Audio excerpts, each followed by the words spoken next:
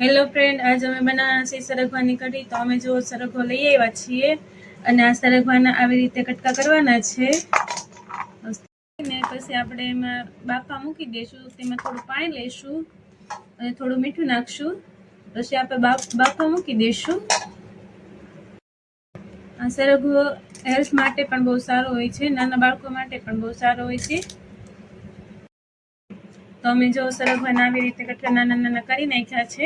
હવે આપણે એને બાફવા માટે મૂકી દઈશું। હવે આપણે સરગવો બાફવા માટે મૂકી દીધો છે અને એને થોડી વાર બફાવા માટે રહેવા દેવાનું।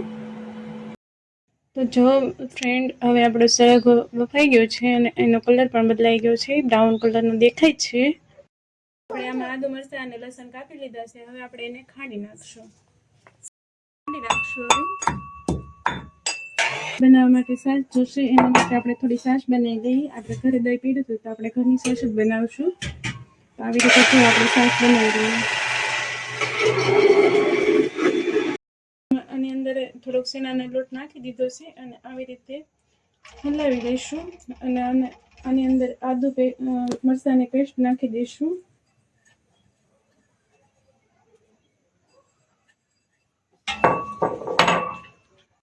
અંદર નાખી દઈશું થોડીક હળદર, ધાણા જીરું અને થોડુંક નાખશું મરચું।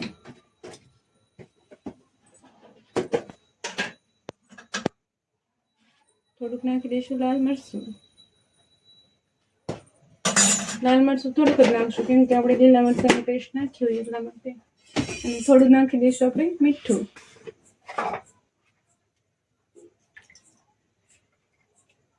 તો આવી રીતે નાખીને આપણે પાછું હલાવી દઈશું। એનો વઘાર અને આપણે તપેલી એમાં નાખશું આપણે તેલ। હવે આપણે તેલ આવવા દઈશું। વઘાર કરવા માટે નાખી દઈશું રાઈ। તો રાઈ ફૂટી ગઈ છે। હવે એમાં નાખી દઈશું થોડુંક જીરું, પછી થોડીક નાખશું વંગાણી, આપણે નાખી દઈશું મીઠા લીમડાના પાન,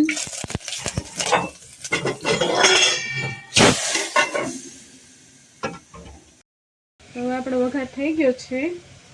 હવે આપણે વધારાને જે દોયો બનાવ્યો હતો એ નાખી દેવાનો। રેડી